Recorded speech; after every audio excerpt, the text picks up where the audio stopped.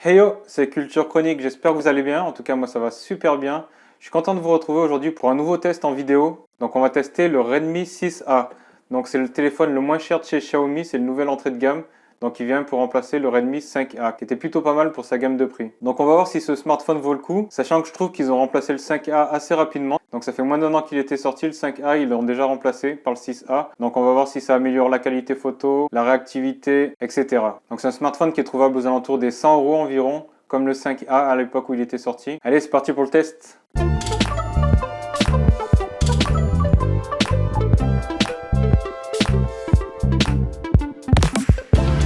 Donc voici le Xiaomi Redmi 6A. Donc il a un design assez classique. Donc il ressemble à beaucoup de téléphones de la gamme Redmi. Donc devant on voit il a le capteur photo plus un capteur de luminosité. La petite grille pour les appels. Sur le côté on a les habituelles touches de volume. Donc volume haut, volume bas. La touche de déverrouillage. En dessous on a le port micro USB. Au-dessus donc on a une prise jack. Donc elle est toujours présente. Il a la prise jack.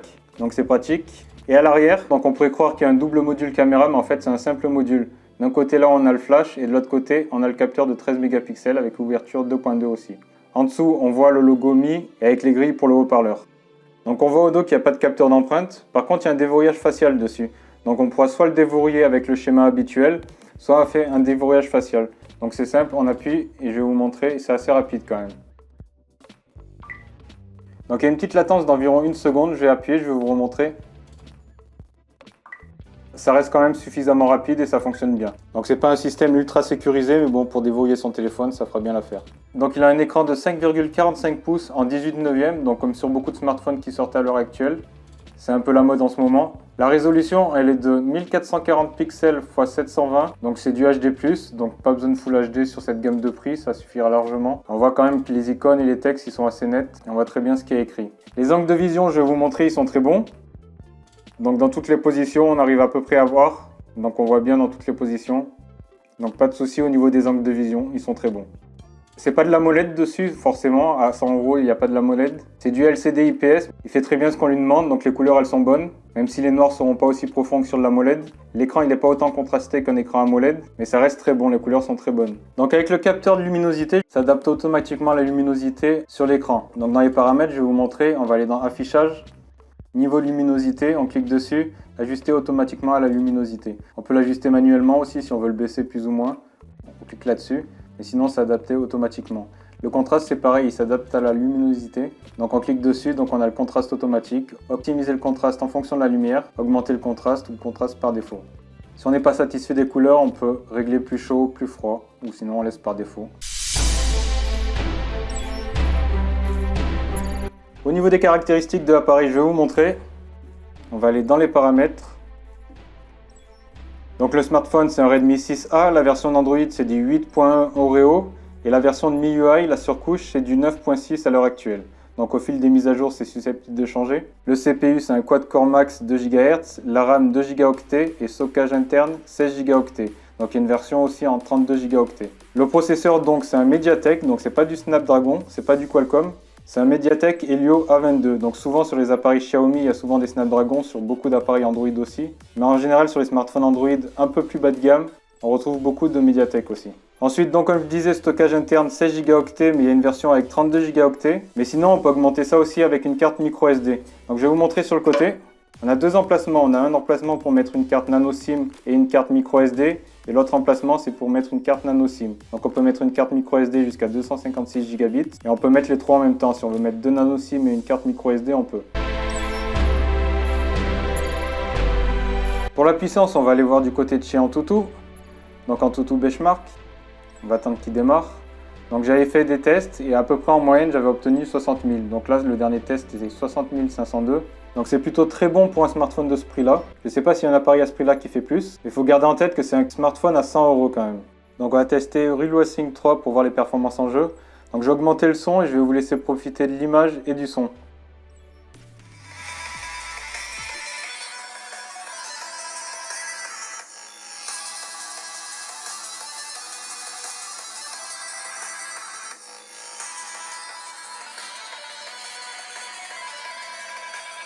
Hop, le calibrage. Et c'est parti.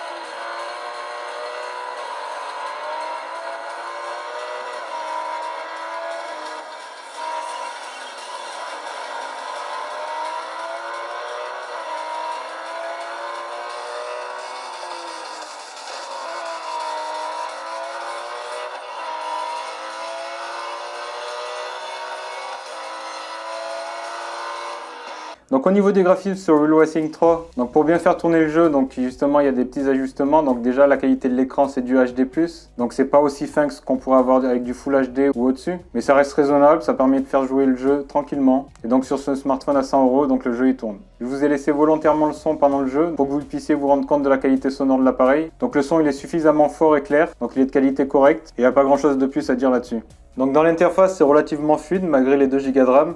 Par contre, des fois, il y a des petits ralentissements, donc notamment lorsqu'on sort de certaines applications, donc ça met quelques temps à afficher les icônes, mais c'est rien de dramatique, ça arrive que de temps en temps. Sinon, le reste du temps, la navigation, elle est nickel. Et il n'y a aucun souci. Ensuite, donc l'appareil, comme beaucoup d'appareils Xiaomi, il tourne sous MIUI. Donc pour ceux qui ne savent pas encore, Xiaomi à la base, il développait justement un OS, une surcouche pour Android qui s'appelait MIUI avant de faire des smartphones. Donc c'était adapté pour plusieurs sortes de smartphones, par exemple les Samsung Galaxy S. Et après, ils ont commencé à développer des smartphones. Donc en général, sur les smartphones Xiaomi, il y a toujours une surcouche MIUI, à part sur le Mi A1 par exemple et le Mi A2 qui tournent sous Android One. Donc ça reste du Android sur celui-là, c'est du 8.1 comme je vous ai dit tout à l'heure, mais avec une surcouche MIUI. Ceux qui aimaient bien MIUI, ils vont continuer d'aimer. Ceux qui aimaient pas, ils vont continuer de pas aimer. C'est toujours la même chose. Donc on voit quand on s'en sert, il y a quelques inspirations qui viennent de iOS. Après, si on n'est pas satisfait des fonds d'écran, des icônes, il y a beaucoup de possibilités de personnalisation comme d'habitude. On peut changer le thème pour changer justement les fonds d'écran et les icônes. Donc on clique dessus et après on choisit le thème qu'on veut. Donc si on veut changer de thème, par exemple on met celui-ci, on regarde. Et donc on a des icônes différentes et des fonds d'écran différents. Donc on peut avoir des fonds d'écran 3D aussi, c'est assez marrant d'ailleurs. Donc toujours au chapitre de MIUI, donc comme vous voyez depuis le début, je navigue mais il n'y a pas de touches à l'écran. Donc il n'y a pas les touches en bas. En fait on navigue par des gestes. Là par exemple on va naviguer là-dedans, on revient. On peut par exemple, je vais remontrer, diviser l'écran. Donc par exemple on va mettre DRM Info. Et par exemple paramètres en bas. Donc après en gros on a les 2 applications qui sont séparées à l'écran. Donc comme je vous disais, la navigation par les gestes c'est pas compliqué. Ensuite pour la navigation avec les gestes, pour revenir en arrière on fait comme ça. Donc on revient d'une page en arrière. Il n'y a pas de petites touches sur l'écran. Mais on peut les réactiver les petites touches. De base c'est les petites touches qui sont activées. Si ça ne nous satisfait pas. On va dans affichage plein écran. Donc là c'est geste en plein écran. On remet bouton. Et donc comme vous voyez il y a les boutons qui réapparaissent. Mais moi je pense que la majorité des personnes dès qu'ils vont adopter les gestes, ils vont plus s'en passer. Donc on peut créer un second espace, ça fera un deuxième bureau en gros, et on peut positionner d'autres icônes à l'endroit où on veut. On revient en arrière, on peut cloner des applications, par exemple si on a 2 comptes Facebook, 2 comptes Twitter, etc. Donc comme je disais, c'est du MIUI, ceux qui aimaient bien déjà à la base, ils vont continuer d'aimer, ceux qui n'aimaient pas, ils vont toujours pas aimer. Au niveau des DRM, donc on n'a pas les DRM de level 1, on a les DRM level 3. Donc je vais vous montrer, donc c'est noté où ? Ici, Security Level 3. Donc ça veut dire que sur des applications comme Netflix par exemple, on n'aura pas la Full HD. Il faudra se contenter d'une résolution en 480p. Donc ça pose quand même moins de problèmes que sur une box TV, parce que l'écran il est plus petit, et on peut se contenter sur un téléphone comme ça de 480p. Après les plus pointus, peut-être ils sont déçus. Mais vu la taille de l'écran, c'est pas le plus important sur un smartphone de ce prix. Alors niveau qualité photo, donc comme je disais, à l'avant il y a un capteur de 5 mégapixels et à l'arrière il y a un capteur de 13 mégapixels. Donc le capteur arrière il est stabilisé, quand on fait des vidéos elles sont stabilisées. Et en mode photo il fait des très bonnes photos de journée. Donc dans cette gamme de prix c'est clairement bon. Les photos elles sont exploitables, on peut les sortir sur son ordinateur. Mais il faut que ça soit en pleine journée. Dès que la luminosité commence à baisser, les photos elles sont clairement moins bien. Il y a quand même un mode nuit, donc ça permet d'atténuer le bruit qu'on voit sur les photos. Donc ça fonctionne bien, mais les photos quand même de base de nuit elles sont moyennes. Faut pas s'attendre à un résultat époustouflant. C'est vraiment pas fait pour faire des photos de nuit. Le capteur avant donc qui fait que 5 mégapixels il est correct. Et c'est toujours pareil, il vaut mieux être en pleine journée que de nuit. Mais au lieu de parler, je vais vous laisser quelques secondes avec ces quelques photos et quelques vidéos. Allez.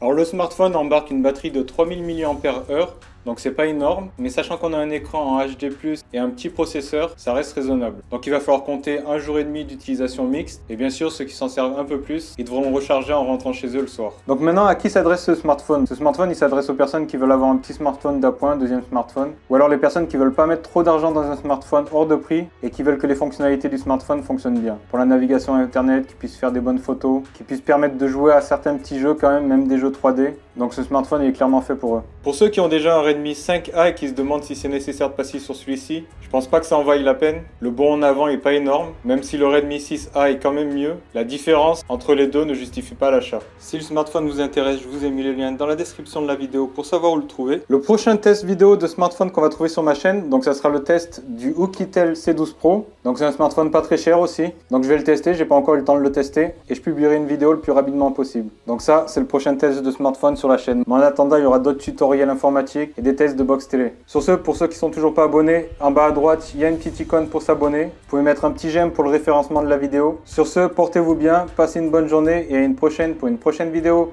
Ciao ciao!